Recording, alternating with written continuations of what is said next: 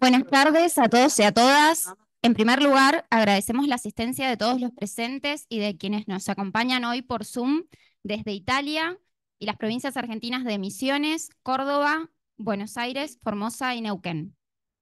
Asimismo, les damos formal bienvenida a la presentación de la obra colectiva Violencia de Género Familiar, Estudios para la Tutela Judicial Efectiva de sus Víctimas.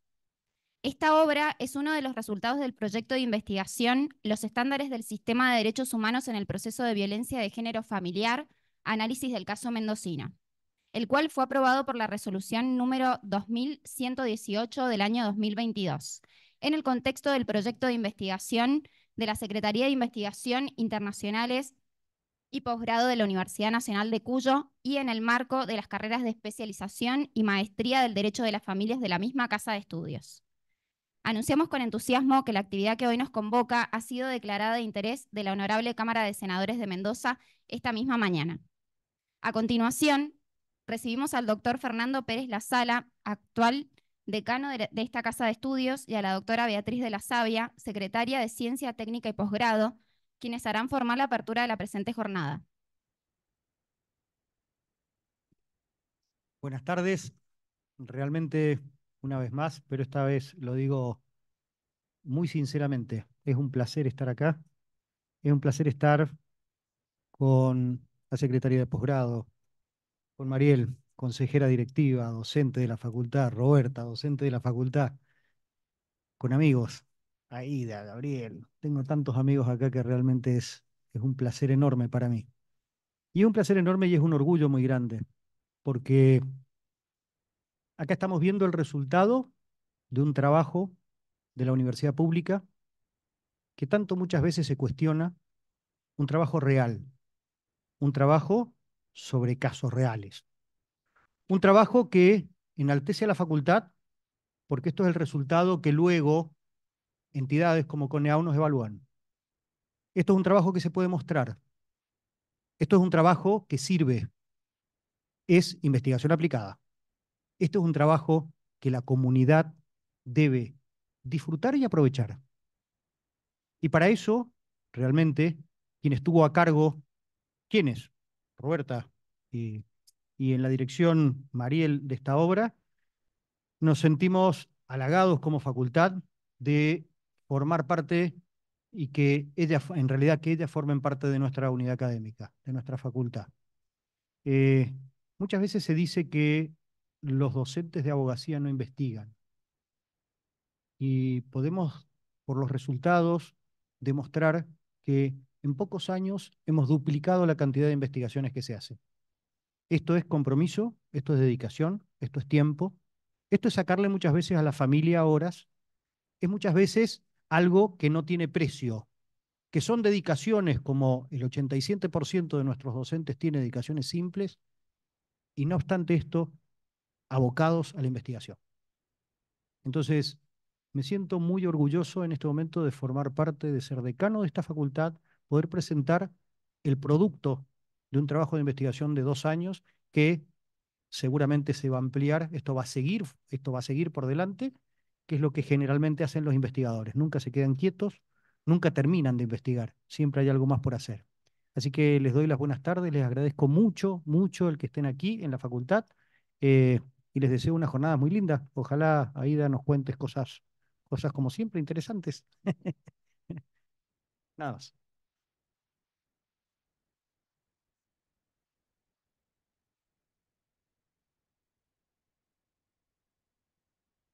Bueno, buenas tardes, bienvenidos, bienvenidas todos a esta presentación. Realmente es un placer y una gran satisfacción, como muy bien ha dicho nuestro decano, reunirnos hoy para esta presentación. Yo voy a complementar solamente todo lo que él ya ha dicho, que lo ha expresado muy bien, diciendo de que la obra es un gran aporte y una contribución muy especial en la provincia de Mendoza por la entidad que tiene en el trayecto investigativo que han hecho en cada una de las temáticas. Creo que desde ese punto de vista la obra ofrece un valor significativo que vale la pena transitarlo y vale la pena a su vez compartirlo, porque difícilmente podamos tener este nivel de información, de estudio, de análisis, si no es con investigadores locales, en temáticas locales y problemáticas contextuales. Así que realmente tenemos una alegría en compartir este momento y sin duda la obra va a ser, entiendo yo, de mucho interés para todos en ese sentido. Así que muchas gracias.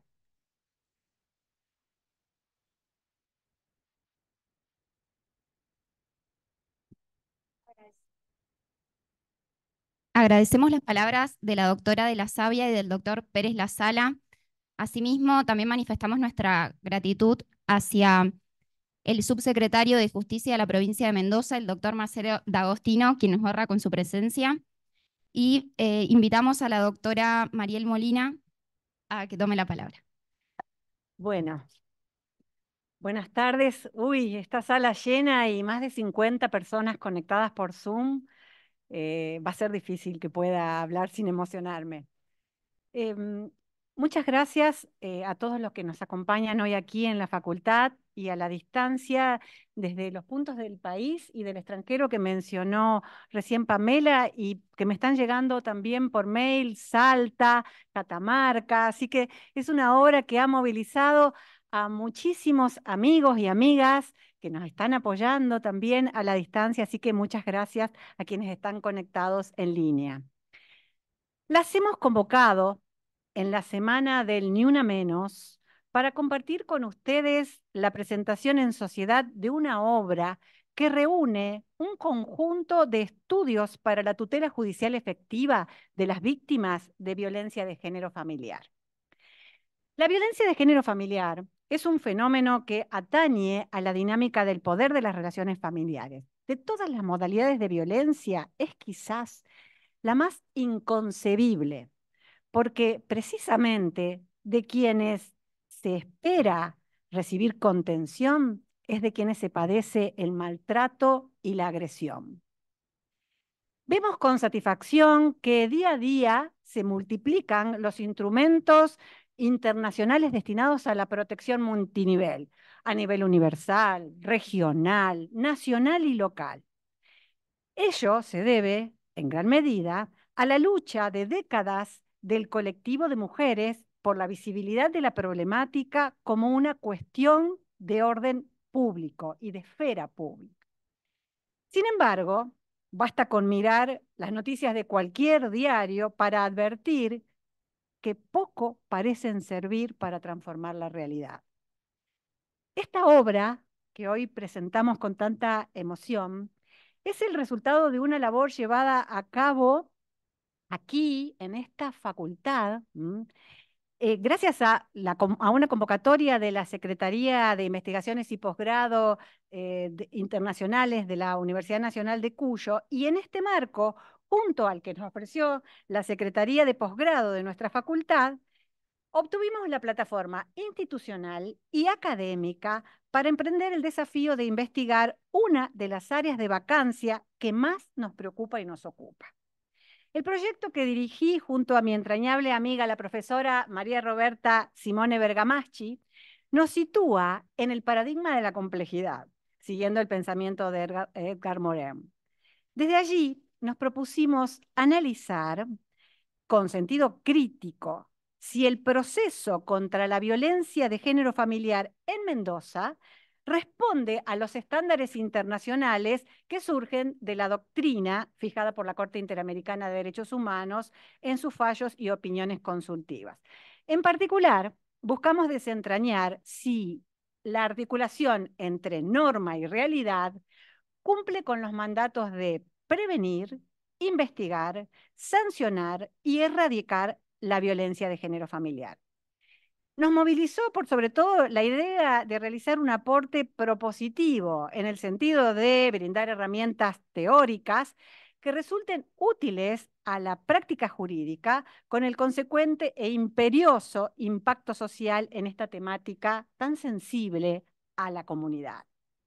El trayecto compartido durante el tiempo que tomaron nuestros estudios, que en realidad empezaron antes del año 2022, allá por el año 2020, resultó profundamente enriquecedor. Y ello, gracias a la solidaridad y el compromiso del equipo de investigadoras e investigadores, aliados estratégicos, ellos, que participaron y junto a ellos fuimos profesores y profesoras del derecho de las familias, de derecho penal, de teoría y filosofía del derecho, de derecho privado, profesionales de la abogacía, de la psicología y la pedagogía, jueces y juezas de familia y violencia familiar, funcionarios y auxiliares integrantes del integrantes del Ministerio Público, todos y todas de Mendoza.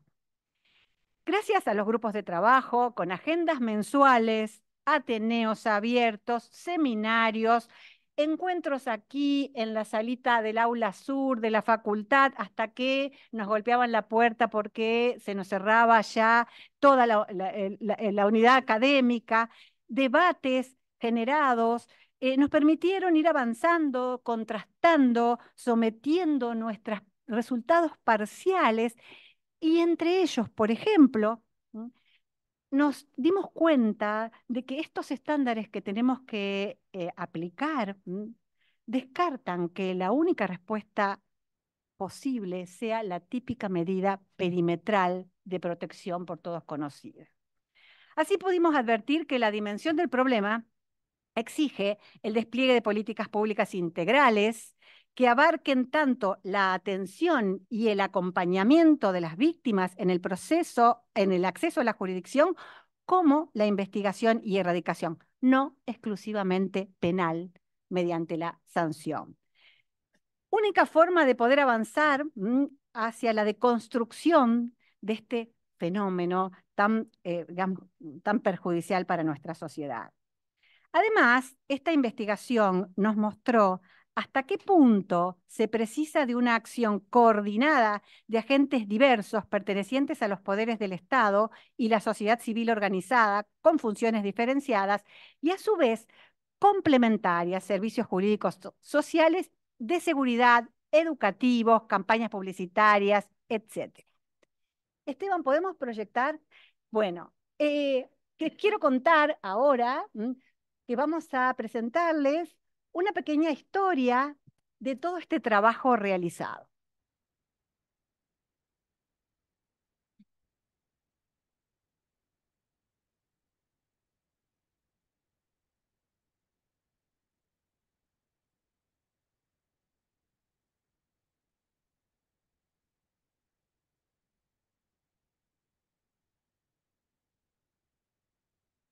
Vamos.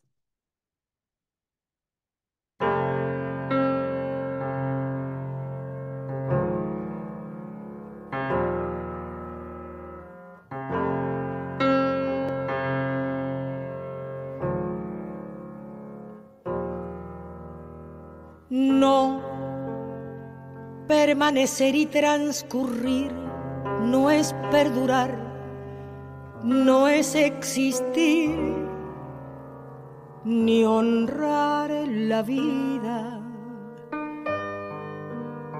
Hay tantas maneras de no ser, tanta conciencia sin saber, adormecida. Merecer la vida no es callar y consentir tantas injusticias repetidas. Es una virtud, es dignidad y es la actitud de identidad más definida. Eso de durar y transcurrir no nos da derecho a presumir, porque no es lo mismo que vivir, honrar la vida.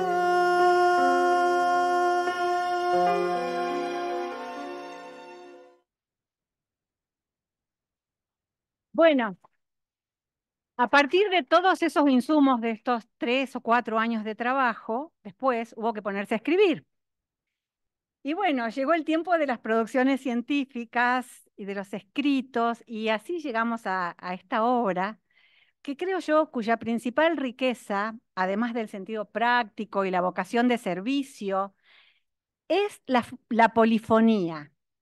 Los 20 capítulos que la integran dan voz a sus 16 autores. Cada aporte individual o colectivo recoge sus ideas, perspectivas, posicionamientos filosóficos y, por supuesto, sus experiencias personales. A sus autores y autoras, mi más profundo respeto y agradecimiento. Bueno.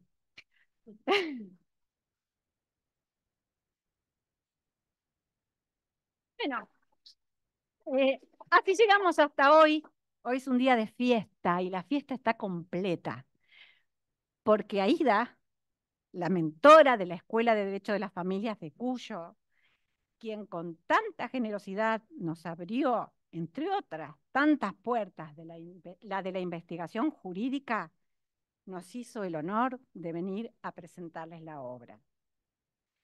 Es justo admitir que nada de lo que abordamos está agotado. Quedan muchísimos interrogantes, entre ellos las posibles intervenciones de los jueces y juezas de familia frente a la violencia digital reconocida por la ley Olimpia a finales del año pasado. Somos conscientes de nuestra pequeñez frente a la complejidad del problema, pero como no queremos permanecer ni transcurrir, sino queremos honrar la vida, solo me resta decirles, parafraseando al poeta estadounidense Robert Frost, el único camino es seguir adelante. La cuestión, una vez más, es decidir qué derechos humanos ponemos en agenda. Muchas gracias.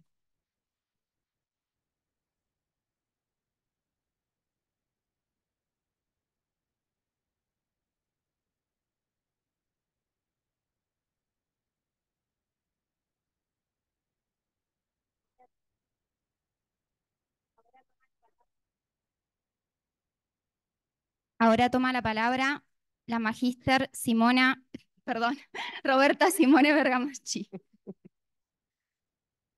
Bueno, ¿qué les puedo decir? Creo que Mariel lo ha dicho y lo ha sintetizado de la mejor forma posible. Primero que nada, un gracias. Gracias gigante a todos los que están presentes y a todos los que están presentes todos los días de nuestras vidas en esta actividad con la cual tenemos un compromiso enorme, que es el compromiso por la justicia, por una justicia mejor y por un mundo mejor sin violencias. O por lo menos tratando de reducir las violencias, ojalá algún día no sea una cuestión utópica. Bien, cuando pensaba en qué relatarles, más allá de los tópicos o de los temas que hemos abordado en el proyecto de investigación, pensaba en todas esas caritas que están allá al fondo, que son mis niños, mis alumnos de primer año, comprometidos con el entusiasmo inicial de cimentar su carrera, de querer construir una justicia mejor, de apuntalar un mundo mejor.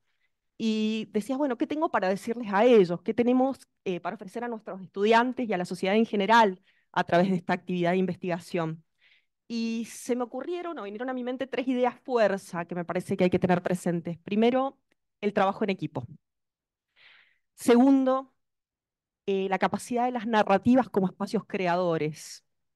Y tercero, la confianza en los procesos. Voy a desarrollar muy brevemente estas ideas, porque no quiero tomarle mucho tiempo. Además, sabemos que queremos escuchar la palabra de nuestra invitada estrella acá, que todos queremos escuchar lo que tiene para decirnos de esta obra.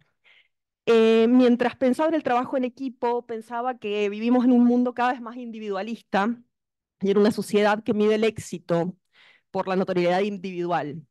Una profesión que históricamente se ha enaltecido en hacer la diferencia entre los buenos y los malos abogados, desde una dicotomía a veces reñida con la valía moral y situada exclusivamente en la notoriedad y en la capacidad de confrontación con el oponente.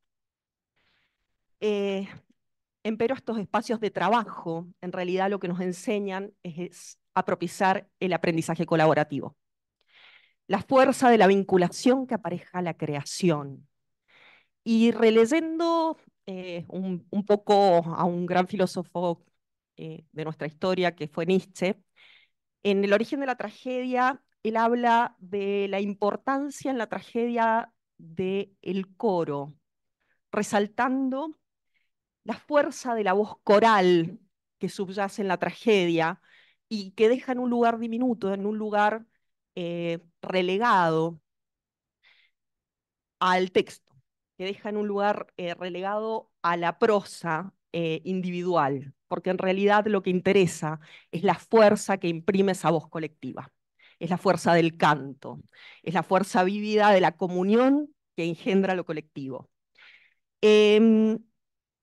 Nietzsche decía que la verdad del conocimiento se mide por su capacidad para transformar a quien conoce. Y si algo me ha dejado esto es que allí aparece el verdadero poder transformador que las narrativas son capaces de instaurar a través de nuevos escenarios de mundo, a través de fantasías de realidad que se perpetúan a través de la obra colectiva y de lo que hacemos entre todos. Por último, pensando en los procesos, la confianza en el proceso, ese proceso que parece nunca acabar, que a veces se vuelve tedioso e inagotable, que nos consume las energías, que en algún momento pensamos que no terminamos más. Y sin embargo, ese proceso es la perseverancia en la construcción de algo que nos trasciende, de una obra que va más allá del individuo, que va más allá del sujeto, que es la obra colectiva y que deja huellas en la vida de otros y en la propia vida. Y en esto traigo una frase que he leído varias veces: no hay flor de loto sin barro. Efectivamente, es el barro de la lucha por el reconocimiento de los derechos, pero sobre todo el barro en el que nos tenemos que meter todos los días de nuestra vida para hacer que la vida de todos sea un poco mejor. Muchas gracias.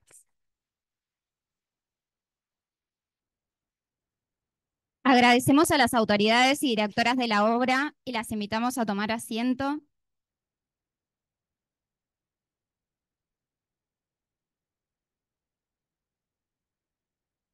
Antes de continuar, damos la bienvenida a la Defensora General del Ministerio Público de la Defensa y Pupilar de la provincia de Mendoza, quien nos acompaña hoy, la magíster Cecilia Sainandré. Invitamos a formar la mesa a la abogada especialista Daniela Alma y al abogado Renzo Bloise, autores de la obra, quienes harán un breve comentario de su experiencia, y finalmente la licenciada Silvina López, una de las integrantes del equipo de investigación.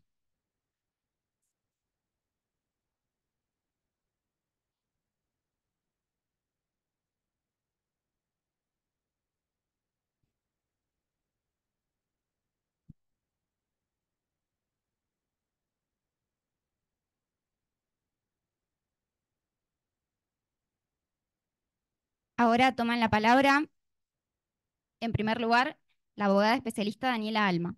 Bueno, muchas gracias. Bueno, buenas tardes. Eh, ¿qué voy a decir después de las genialidades que me precedieron? Pero bueno, como parte de este equipo de trabajo y de estudio, quiero transmitir la inmensa alegría que tenemos, producto de eso fue la emoción de Mariel y las palabras tan bonitas de Robbie. Haber formado parte de este grupo de investigación tan heterogéneo, que creo que esa es una de las maravillas que tiene esta obra, porque en estas reuniones que hacíamos, no solo está la mirada de cada autor o coautor, sino que está atravesado por la mirada del resto del grupo, que luego se plasmaba y hacía pensar y repensar y reescribir y reeditar. Creo que esto es muy valioso en cuanto a, como dijo Mariel recién, la heterogeneidad del grupo, desde jueces, empleados, estudiantes, funcionarios, miembros de la defensa, personas que estudian filosofía, psicología. Hay un capítulo con una mirada psicoanalítica del problema. Creo que los temas que se tocan en este libro son temas que todos pensamos y discutimos todos los días, pero tienen una mirada absolutamente distinta. Creo que esa mirada es lo que le da un plus de valor a esta obra, por eso invito a que a que la puedan leer. Personalmente, con mi equipito chiquito de trabajo, trabajamos en 3 capítulos donde le pusimos mucho foco a la tutela judicial efectiva por nuestro trabajo dentro de un GEJUAF. Trabajamos el tema de las medidas de protección, nos animamos a clasificarlas con Jonathan Perón y con Diana Farmache, a clasificarlas, a poder pensar en otras medidas aparte de las tradicionales, las restricciones, buscar un guante a medida a cada situación familiar. Luego también pensamos un poco en cómo hacer este deber, cómo cumplir el deber de control y seguimiento que tenemos los jueces luego de dictar las medidas, porque ya sabemos que el problema no se acaba allí. La importancia de quizás merituar la posibilidad de estandarizar formas de determinar el riesgo. Y luego también algo que se nos fue ocurriendo a medida que fuimos charlando y pensando, la forma de lograr la ejecución forzada a través de procedimientos quizás hoy no aplicados a las resoluciones en violencia, como son la ejecución para las resoluciones civiles. En fin, nos han quedado un montón de interrogantes y un montón de hilos de investigación abiertos, los cuales vamos a seguir porque este proceso continúa, pero sin embargo estoy convencida de que esta obra colectiva va a tener un alto impacto en los tribunales, en la forma de ejercer el derecho en esta temática tan delicada, y creo que va a impactar también en forma muy positiva, y es una colaboración también a la sociedad mendocina en su conjunto, por eso invito a que lo lean. Gracias, Daniela Alma. Ahora invitamos al abogado especialista Renzo Bloise.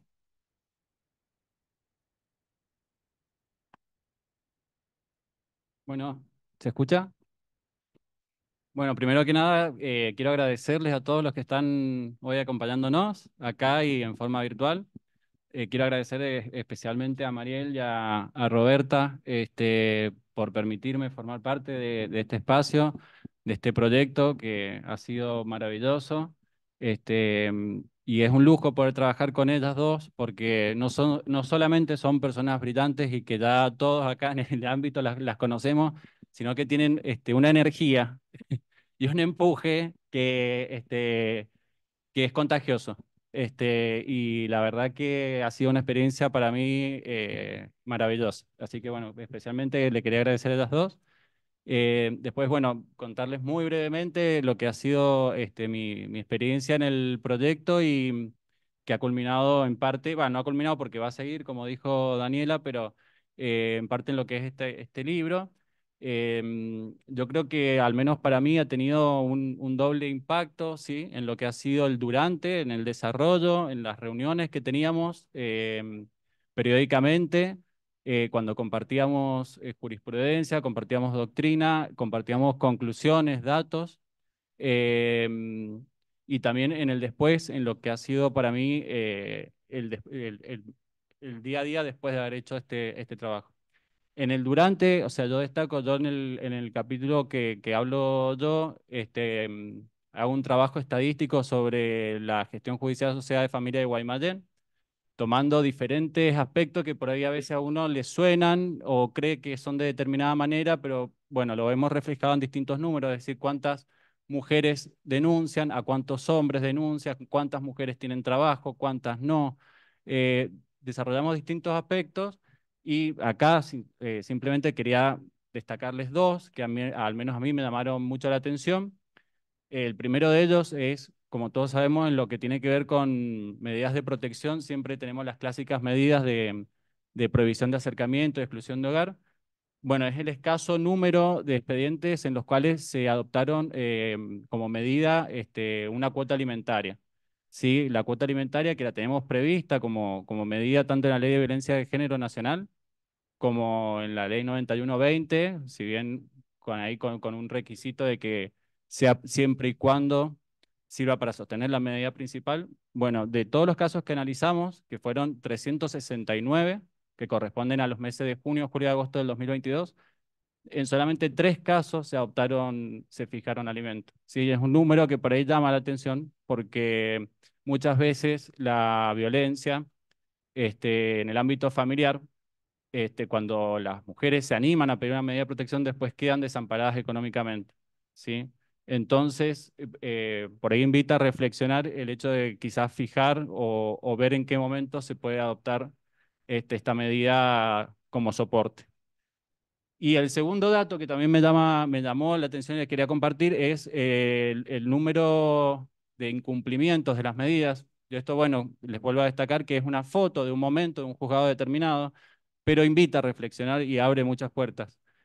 Nosotros en el juzgado, como bueno, tenemos establecido por ley, hacemos un seguimiento de las causas y hemos observado que en el 11% de las mismas, de los casos en los que se adoptan medidas, en el 11% las medidas no se cumplen, ¿sí? Y es un número que a lo mejor suena bajo, pero no es bajo. Un 11% significa que en ese 11% de casos la justicia no alcanzó, ¿sí? No fue suficiente. Entonces también nos invita a reflexionar, a ver cuáles son los motivos de esos incumplimientos, como para ver cómo o qué medidas podemos tomar para evitarlos. Eso ha sido, bueno, lo que quería comentarles como el durante y en el después, que al tomar conciencia de estos números, yo al menos en mi trabajo, en mi día a día, ahora cada vez que advierto alguna situación de vulnerabilidad económica, ya sea al momento de que se haga la denuncia o en el seguimiento, citamos a la persona y le ponemos en conocimiento de que existe esto, porque tengamos en cuenta que muchas veces las personas que van a pedir medidas no tienen patrocinio letrado y no saben que existe esta posibilidad. Entonces, digamos que nos ha llamado o nos ha permitido agudizar la vista un poco más en cada caso concreto, ¿sí? Así que bueno, eso nada más. Espero que lo lean y que lo disfruten. Muchas gracias a todos. Agradecemos al abogado Renzo Bloise e invitamos a la licenciada Silvana López a tomar la palabra. Hola, buenas tardes. También me sumo a las gracias. Muy contenta de haber pertenecido al equipo, de la invitación. Que la doctora Kemmelmacher le haya prestado atención al trabajo es como, wow, hay que seguir por este camino, también nos llena de orgullo. Y respecto a lo que puedo compartir del trabajo, yo soy psicóloga, psicoanalista, así es que la interdisciplina creo que ha sido súper enriquecedora para todos, está plasmada en el trabajo. Y escuchaba al compañero y creo que hay algo interesantísimo que sucedió, que es revisar nuestras prácticas y que nuestras intervenciones se actualicen y se revisen. No sé si hay algo más importante, ¿no? Actualmente con la vorágine de cambios de la época. Así es que eso me parece que fue muy contundente lo que nos trajo y qué bueno que estemos revisando nuestras prácticas y los invito a que mediante la lectura del libro lo puedan hacer.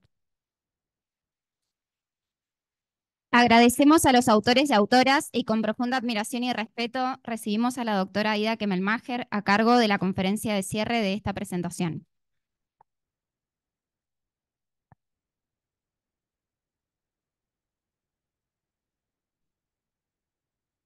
¿Vas a sentar o...? Sí, sí. Ah, poner la pancha al paro para que claro. te escuche. Sí, sí.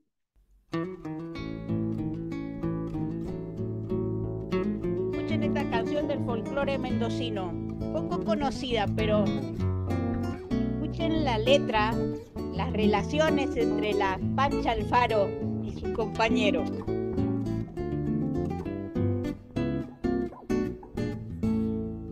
Allá va la Pancha bajo los parrales del quinto cuartel.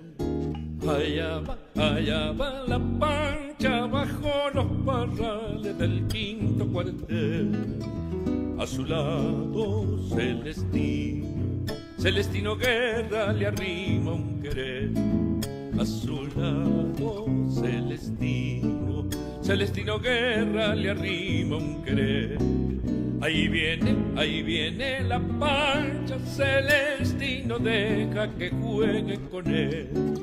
Al rodearle la cintura, Donosa la Pancha se escapa otra vez. Al rodearle la cintura, Donosa la Pancha se escapa otra vez. La tarde más rosa por toda Mendoza, Pancha Alfaro viene la cueca también, a la luz de sus caderas se moja la tarde de vino al caer. Soñadora, viñatera, se va la tonada por ella y por él.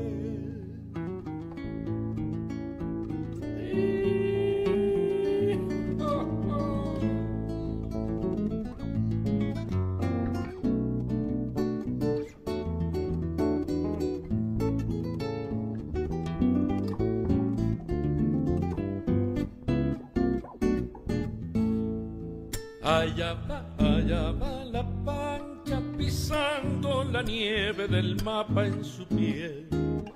Allá va la Pancha pisando la nieve del mapa en su piel.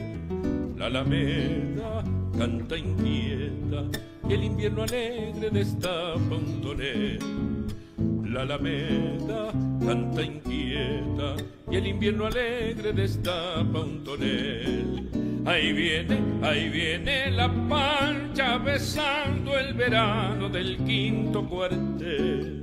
Celestino trae el vino, la Pancha lo espera para irse con él.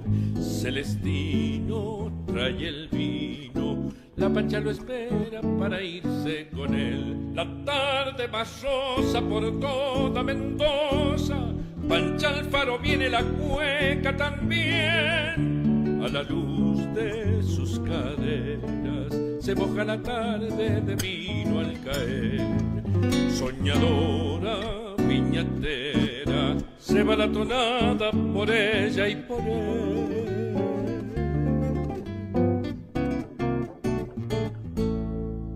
Bravo por el pocho.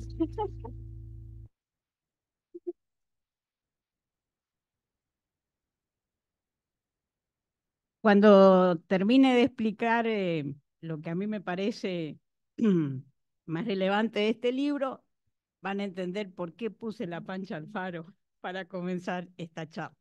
Muy buenas tardes a todos, a todas.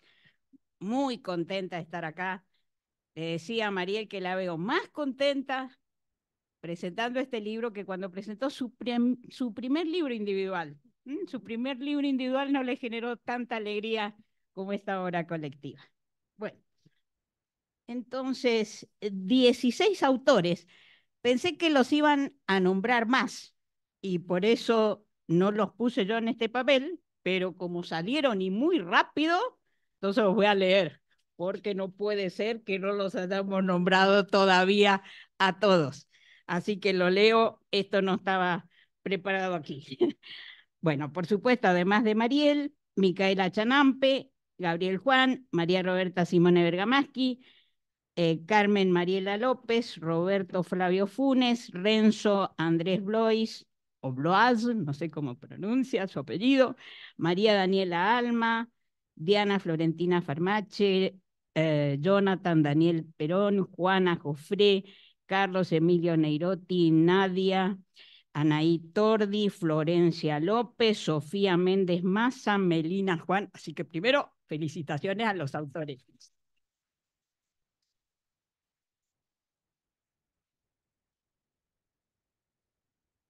Bueno, ahora sí entonces, 16 autores conducidos por Mariel Molina escribieron 752 páginas.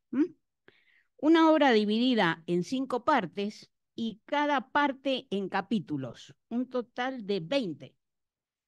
Algunos capítulos están escritos en coautoría y algunos autores escribieron más de un artículo, por eso no coinciden el número de autores con el número de capítulos.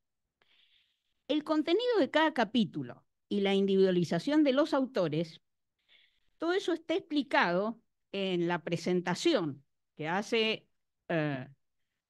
Mariel en este libro. El primer capítulo, que no se dice capítulo, se dice presentación, ahí se explica, se individualizan los autores, se explica el contenido de cada capítulo. Y por lo tanto, esta opción, que es la que tienen muchos presentadores de libros, es decir, el contenido de cada uno de los capítulos y quién lo escribió, esa la tengo que borrar, porque ya está acá y si no tenía que copiar. Por eso descarté esa forma de presentar el libro. Estoy obligada, dada esa presentación que hace Mariel en el libro, yo estoy obligada a andar por otros andariveles. He decidido entonces mostrar las grandes líneas que campean en esta obra colectiva. Parece que debo repetir que el origen de esta obra está en un proyecto de investigación aprobado por una resolución del rectorado, ya escucharon ustedes cómo se llama, pero estoy obligada a señalar este punto de arranque porque Mariel en Mendoza de algún modo cumple la misma función que nuestra querida Cecilia Grossman tuvo en la ciudad de Buenos Aires. En efecto, varias de las obras de Cecilia, muchas dedicadas también a la violencia, fueron el fruto de un trabajo colectivo en los programas UBASIT de la Universidad de Buenos Aires. Pues bien, Mariel ha sentado las bases para el nacimiento de esta misma tradición en Mendoza, así que las tradiciones se continúan. Efectivamente, el libro está escrito por gente que vive en Mendoza, está dirigido por alguien que vive en Mendoza y fue impreso, esto también es muy importante, en una imprenta de la provincia de Mendoza. Es más o menos como la fiesta de la vendimia. Mostramos al resto del país lo que podemos hacer juntos, aunque no hayamos nacido aquí. Como Jorge Sosa, que escribió páginas maravillosas sobre nosotros los menducos, habiendo nacido en Santa Fe, como Mariel. El libro que construyó Mariel es muy distinto al que yo coordiné en el año 2007, bajo el título Protección contra la Violencia Familiar, Ley 24471, que publicó una editorial de Santa Fe, Rubinsat.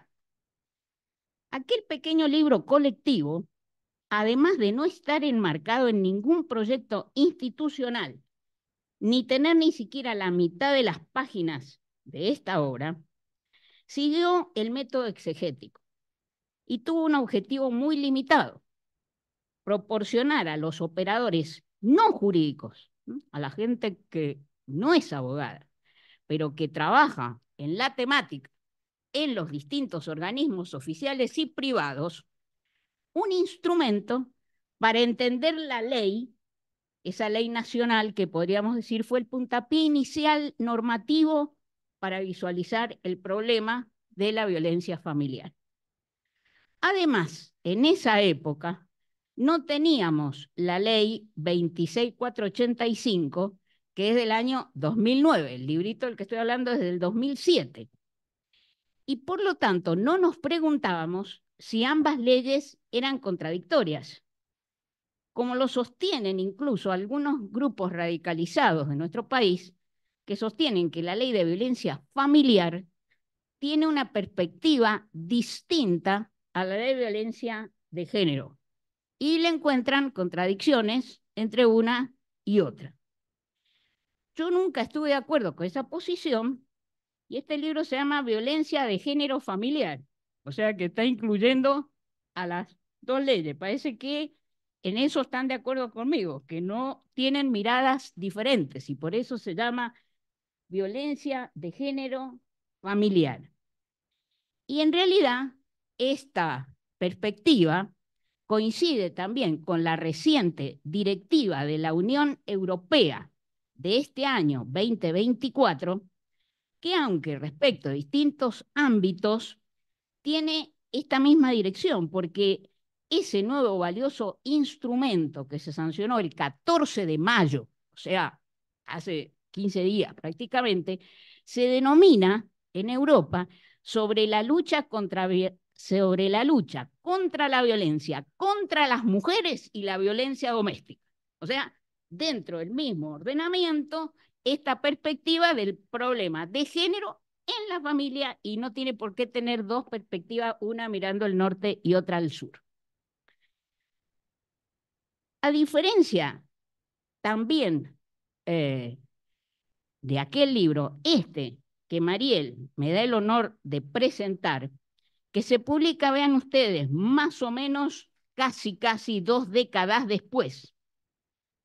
Esta obra reúne estudios que tienen un fuerte anclaje teórico también, y esa teoría está adherida a toda la teoría de los derechos humanos.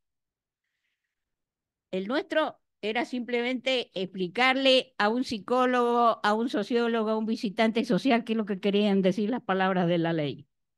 Ese era lo único que queríamos mostrar.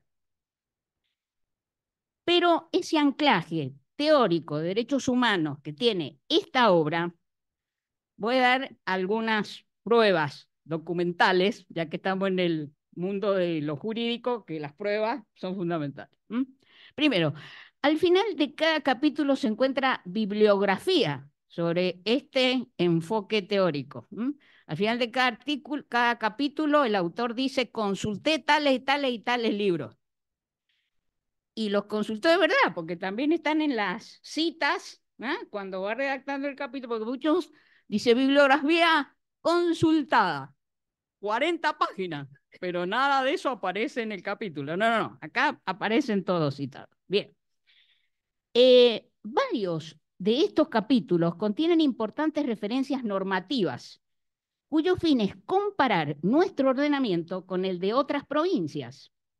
La comparación legislativa no solamente es interna, se extiende también a México y a las sucesivas reformas que México debió generar debido a las continuas condenas que tuvo ese país, que hoy tiene una mujer presidente.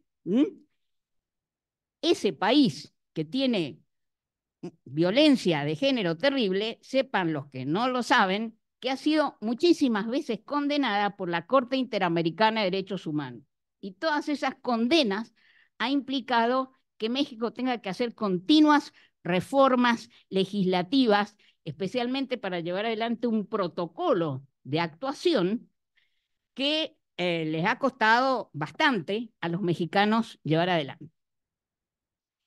De esta obra también podemos decir que aunque se afirma en la obra que se privilegian las decisiones de los tribunales mendocinos, hay muy interesantes sentencias de todo el país, de la Justicia Regional de los Derechos Humanos, de tribunales españoles y también de otros países que abordan incluso un tipo de violencia no suficientemente desarrollado en la Argentina desde la perspectiva teórica, pero existe, que se llama violencia vicaria o desplazada, que es la violencia que se ejerce sobre los hijos para causar daño a la mujer.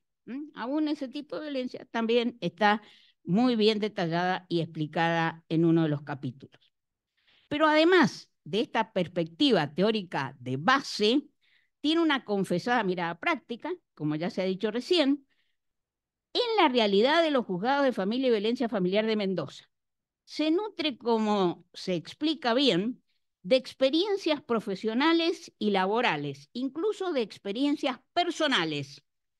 Localismo que es sano si visualizamos incluso que en algunos capítulos, como también se hizo referencia por parte de algunos expositores, algunos de esos capítulos hacen referencia específica a núcleos urbanos importantes de la provincia, como los departamentos de San Martín y Guaymallén. Es decir, no se mira solo lo que está pasando en la ciudad de Mendoza. Pues bien, los puntos de partida de esta obra para entender bien el problema del flagelo que significa la violencia de género en el ámbito familiar, los puntos de partida son los siguientes. Y en esto quiero ser muy clara porque últimamente he visto algunas obras, tesis doctorales, que parten de la base, cuando hablan de violencia familiar, de la protección constitucional de la familia. Y siguen hablando de la familia como algo abstracto. Cuando justamente el problema de la violencia familiar nos está indicando que no es la familia, sino las personas que integran la familia las que tenemos que estar protegiendo. Es una gran contradicción que he visto en varias tesis doctorales que no sé por qué, me ha tocado en este último tiempo controlar. Esta obra es todo lo contrario. Esta obra, el punto de partida es correcto, en mi opinión. ¿Cuáles son esos puntos de partida? Primero, en el derecho argentino, el foco está puesto en la persona humana que vive sus relaciones familiares, no en la familia como una entidad suprapersonal. El sujeto es el agente individual que fija autónomamente su plan de vida y quien resulta protegido por el ordenamiento jurídico precisamente, como decía Sabatier, contra la familia, porque como dijo Mariel, es este ámbito donde creemos que estamos protegidos y de donde surge la desprotección, de donde surge la fuerza contra el individuo. Entonces la mirada tiene que ser la persona, ¿eh? No puede ser la familia en abstracto. Entonces la consideración de esta persona humana como centro de los derechos implica tener presente que la persona es un fin en sí mismo, que no es un mero medio para la realización del plan de vida familiar de los otros. Cada persona no es un instrumento para que otro sea feliz. Si puedo ayudar a que otro sea feliz, muchísimo mejor. Pero si yo soy muy infeliz porque sufro violencia, porque sufro fuerza, no voy a ser feliz yo ni voy a ser feliz a los demás tampoco.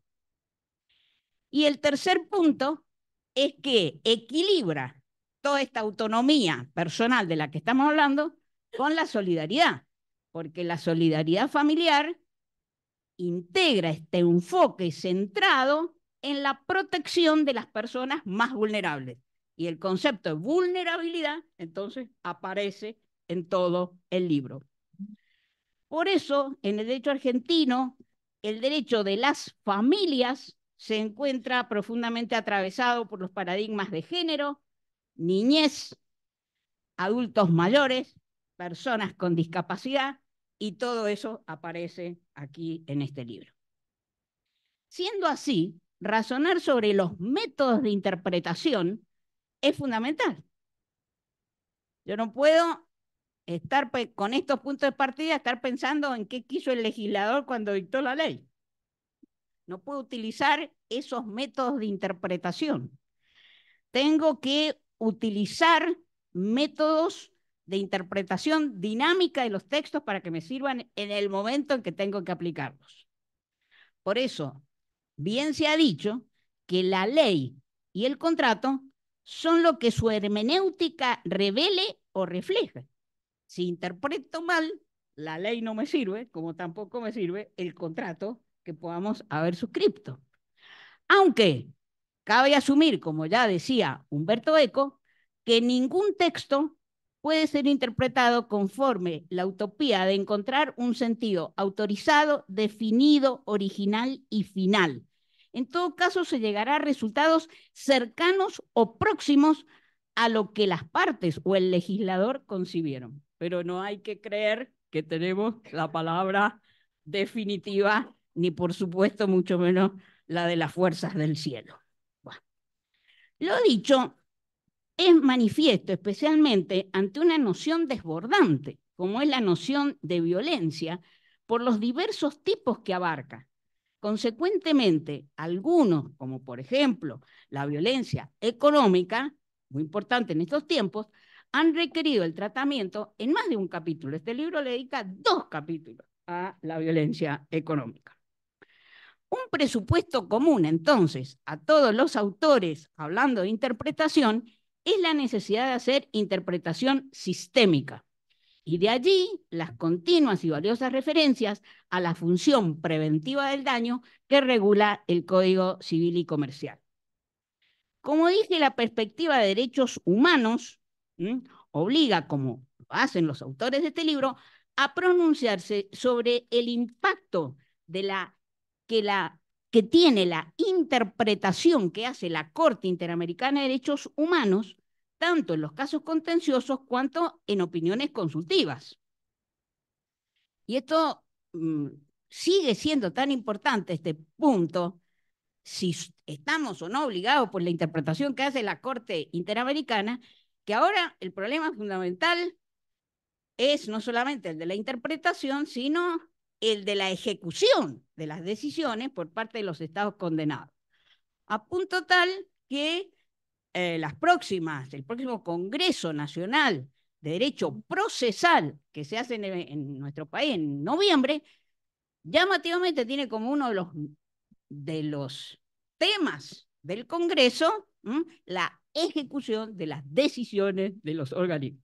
Y ahí, André, hemos recomendado que lean tu libro, pues, que es específico sobre este punto. Y los autores de este libro no se detienen solo en la interpretación de la Corte, sino también el impacto que tienen en el derecho interno, la interpretación que realizan los comités creados por los diversos tratados de derechos humanos, especialmente el Comité de la CEDAW, de la Convención Internacional de los Derechos del Niño, etc. ¿Qué nos enseñan estos documentos y por qué hay que conocerlos y por qué está tan bien que este libro los haga conocer? En primer lugar, la imposibilidad de mirar la violencia como un hecho aislado. El libro recuerda que el Comité de la CEDAW considera que la violencia por razón de género contra la mujer es uno de los medios sociales, políticos y económicos fundamentales a través de los cuales se perpetúa la posición subordinada de la mujer con respecto al hombre y sus papeles estereotipados. En toda su labor ha dejado claro que la violencia constituye un grave obstáculo para el logro de la igualdad sustantiva entre mujeres y hombres y para el disfrute por parte de la mujer de sus derechos humanos. ¿Qué más nos enseñan estos documentos? Que la violencia por razón de género contra la mujer se ve afectada y a menudo agravada por factores culturales, económicos, ideológicos, tecnológicos, políticos, religiosos, sociales y ambientales, que se pone en evidencia, entre otras cosas, en los contextos de desplazamientos, la inmigración, el aumento de la globalización, las actividades económicas, en particular las cadenas mundiales de suministro, la industria extractiva, la deslocalización, etcétera, etcétera. O sea, los temas económicos, el impacto económico que tiene la violencia familiar y de género no puede ser ignorada, no se le pueden cerrar los ojos también a estos aspectos económicos. También enseñan estos documentos internacionales, como bien se señala en este libro, el impacto tremendamente nocivo de los estereotipos de género. En este sentido, se afirma reiteradamente que la violencia por razón de género contra la mujer está arraigada precisamente, como decíamos recién, en estas normas sociales relativas a la masculinidad, a la necesidad de afirmar el control o el poder masculino, etc. Estos organismos también nos recuerdan que hay mujeres que por su pertenencia a determinados grupos sufren más que otras. No todas las mujeres están en la misma situación. Hay mujeres que sufren más que otras, como hay niños que sufren más que otros, como hay personas adultas que sufren más que otras. Porque la violencia de género afecta negativamente la vida de muchas mujeres y niñas de pueblos originarios, incluyendo la violencia psicológica, física, sexual, económica, espiritual y ambiental. Y esto que nos puede parecer a nosotros que no es argentino, pues que nosotros también fuimos denunciados ante la comisión por mujeres que pertenecen a grupos de pueblos originarios del Chaco que se habían ido embarazadas a vivir en la selva chaqueña sin tener protección de ningún tipo porque tenían miedo de ir a los hospitales porque les decían que en el hospital le iban a sacar el niño cuando nacieran sus bebés y preferían estar en el abandono total allí en la selva antes que ir al hospital. Así que estos temas no tenemos que creer que son de otros. Estos temas también son nuestros. Estos organismos nos enseñan, como lo recuerdan varios de los capítulos de este libro, que la perspectiva de género resulta consustancial a la interpretación y a la argumentación jurídica, en tanto representa una de las formas de expresión igualitaria y progresiva de la historicidad que el agente jurídico debe observar para cumplir con ese propósito de realización del sentido de justicia. Dejándole el tratamiento de todas estas fuentes de origen regional e internacional, otro tema central, también abordado en varios capítulos, son los entrelazamientos entre la autonomía, la voluntariedad y la violencia. La vulnerabilidad y la violencia, perdón. Autonomía, vulnerabilidad y violencia. Ya he dicho algo sobre la autonomía, los proyectos de vida de las personas, pero tenemos que poner en el mismo capítulo para poder ver las interrelaciones entre la autonomía, la vulnerabilidad y la violencia. Un capítulo que está fuertemente influenciado por las ideas de la socióloga Rita Seaton, no comparte el pensamiento de Carlos Nino, al menos el Carlos Nino como yo lo interpreto, de que la verdadera autonomía en algunas ocasiones necesita del apoyo del Estado. La presentación de un libro no es el momento para el debate, incluso porque hay en otros capítulos que igual que yo apoyan a la idea de Nino, así que no voy a entrar en el debate de la que no lo apoya. Pero de cualquier modo, pienso que la llamada deconstrucción de la vulnerabilidad en clave de derechos humanos y la reconocida exigua aptitud del Estado para dar respuesta a la violencia, que estamos de acuerdo, reclama cambios de prácticas, no niega que en algún momento son las instituciones las que deben dar la respuesta. Y para eso necesitan personas que generen el cambio, como pudo ser Alfredo Palacios, Lisandro de la Torre, que supieron luchar, incluso frente a las mayorías circunstanciales legislativas. Ni Nino, ni yo, ni los que apoyamos a sus ideas, tenemos fe irrestricta en el Estado. No nos apoyamos en la ficción mayor que el ente ideal que encarna el Estado es el que va a venir a solucionar estos problemas. No somos ingenuos. Los actores sociales son muy importantes, como lo demostraron la sanción de las diversas leyes, entre otras, la interrupción voluntaria del embarazo. Nadie niega la importancia de estos factores sociales. Pero esos actores, esas actoras, voy a hablar en femenino porque la mayoría fueron mujeres, necesitaron legisladores que finalmente aprobaran el proyecto. Sin la institución no tendríamos la ley de interrupción voluntaria del embarazo. Por eso yo sigo creyendo en la autonomía de las personas. Este es mi punto de partida, más allá de reconocer que, como dice Harari, la autonomía puede llegar a ser un mito frente a los poderes, incluso los poderes privados. Independientemente de este debate, la cuestión de la autonomía es central en todo el tema de la violencia. Por eso distintos capítulos tratan la cuestión de la viabilidad de la conciliación, la mediación, aún en la etapa de seguimiento de resoluciones ya tomadas. Personalmente yo coincido con los autores en que no se trata de mediar o conciliar sobre la violencia, sino en utilizar una herramienta que en algunos casos sirve para resolver de manera oportuna los efectos de la medida de la protección. Recién se habló de lo importante que es fijar alimentos frente a una denuncia. Y esos alimentos los podemos estar mediando o conciliando. Bien. Entonces, debe asegurarse, por supuesto, las condiciones para que se lleve adelante esa mediación, esa conciliación, sin interferencias, coacciones ni revictimización. Por eso cabe compartir la decisión reciente de la Corte Suprema de Justicia de la Nación del 7 de mayo de este año, que declaró arbitraria la absolución basada en la retractación de la víctima de violencia de género. ¿Pero por qué la declaró arbitraria? No porque no acepte que una persona pueda tener voluntad libre de venir y retractarse, sino por los antecedentes que presentaba ese caso.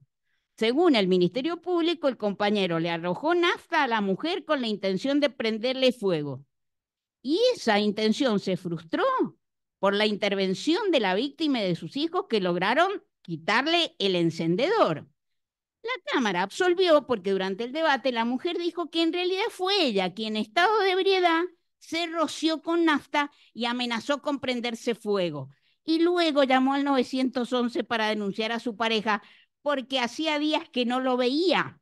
Y además, sus dichos vinieron y dijeron, sí, es así como ella lo cuenta, que eran nada más ni nada menos que los hijos de esta mujer.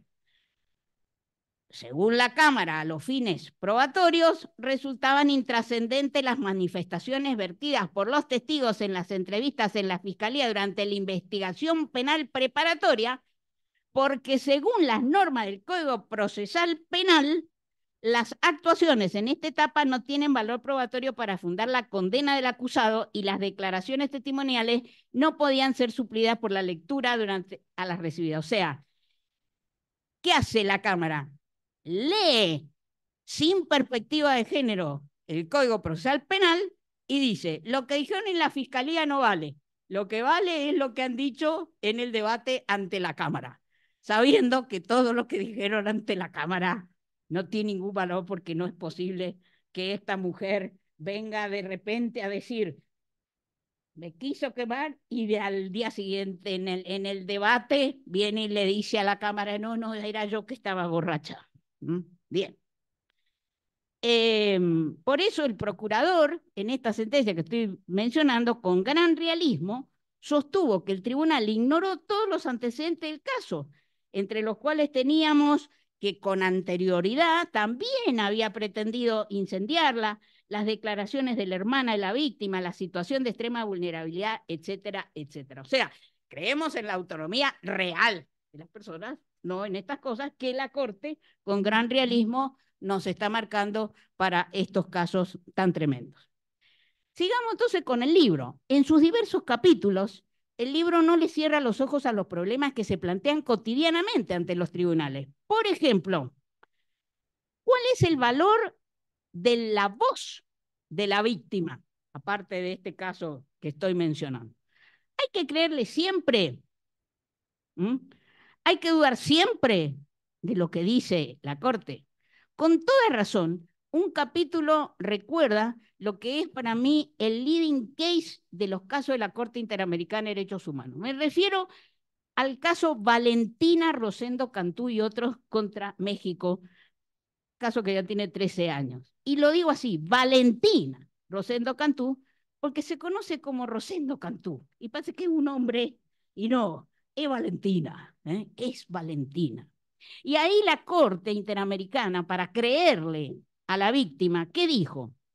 Es evidente que la violación sexual es un tipo particular de agresión que en general se caracteriza por producirse en ausencia de otras personas, más allá de la víctima.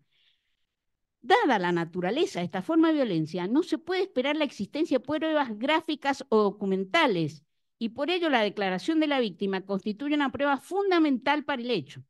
Y más adelante, casi como una confesión, la Corte Interamericana dice por qué le cree a Valentina. Y dice, la Corte no encuentra elementos que afecten la credibilidad de sus declaraciones. La presunta víctima es una mujer indígena. En el momento de los hechos era menor de edad, vivía en una zona montañosa aislada, tuvo que caminar varias horas para recibir asistencia médica por las agresiones físicas sufridas y para denunciar la violación sexual entre las diversas autoridades que hablaban un idioma que ella no dominaba, que probablemente tendría repercusiones negativas en su medio social y cultural, entre otros. ¿Por qué? Porque una mujer violada en esos grupos de tribus y de pueblos originarios es descartada por el grupo.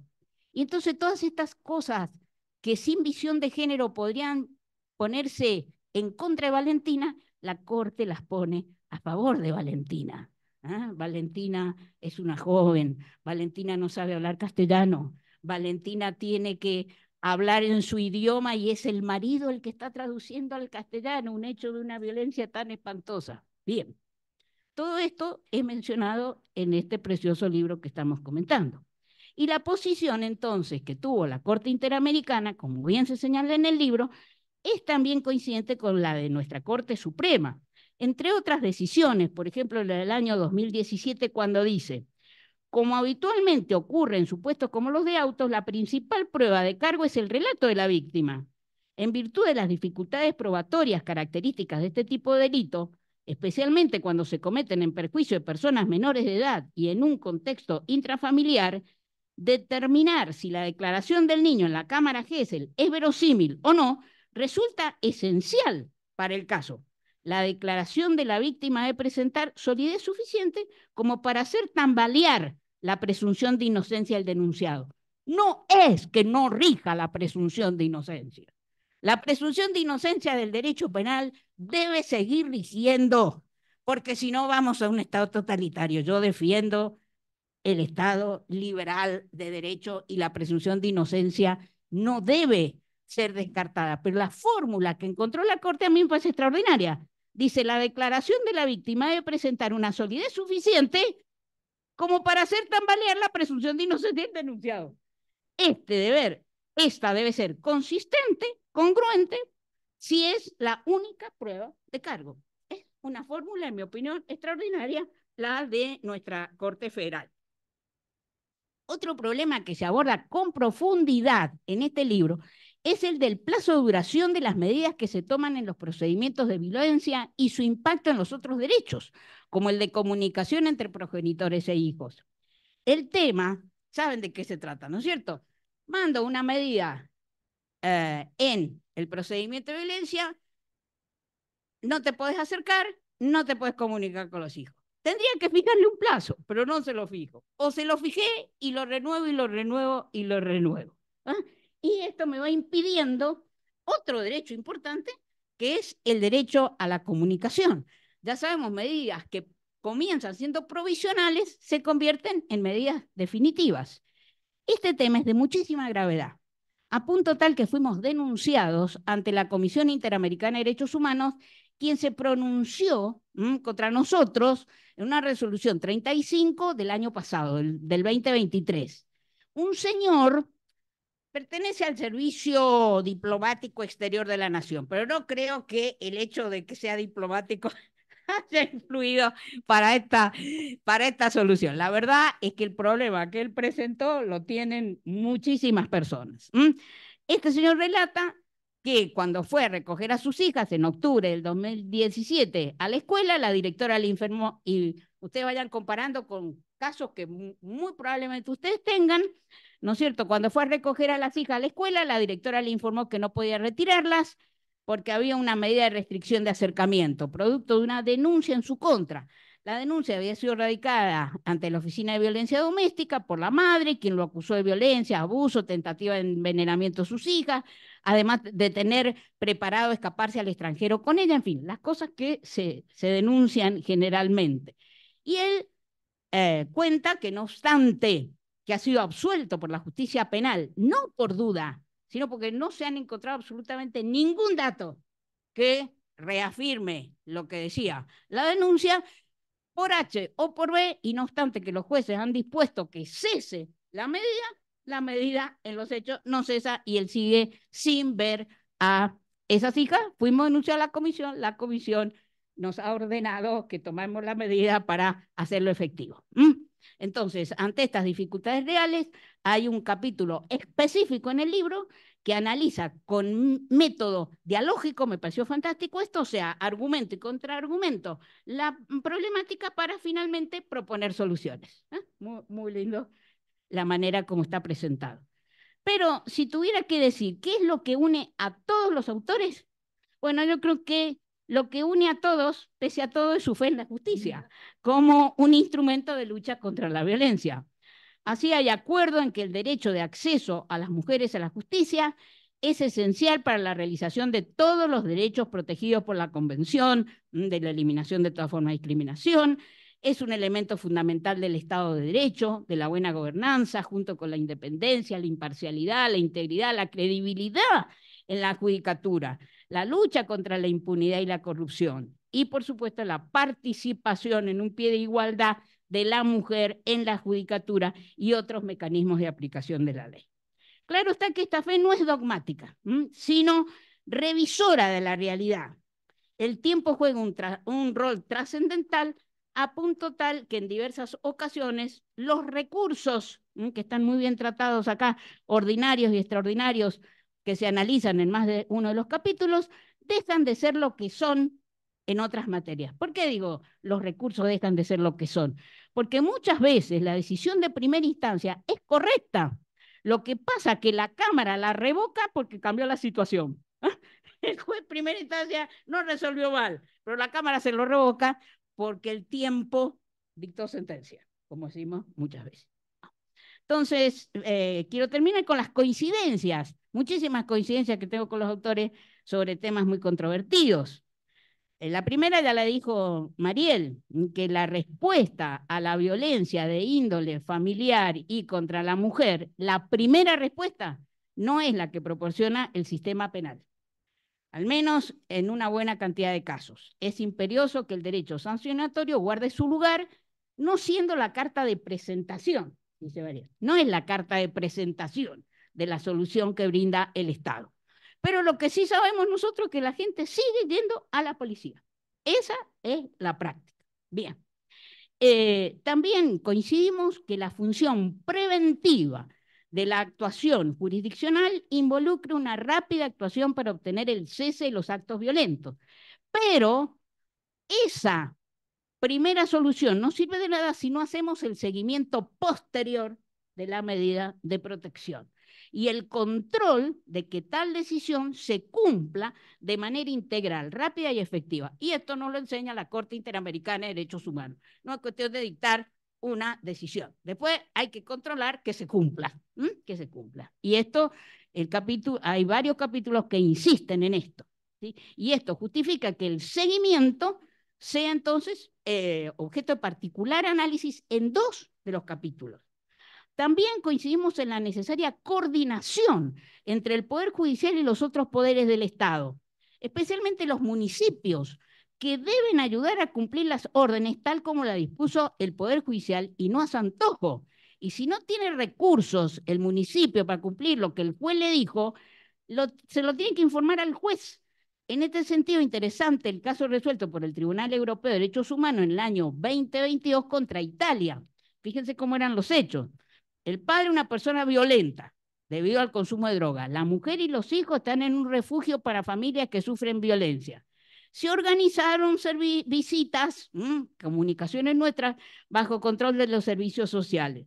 En un determinado momento se suspendieron, pero un año más tarde se reorganizaron por orden judicial, que decía que tenían que tener la supervisión de una psicóloga en un nuevo refugio al que la madre y los niños habían sido trasladados.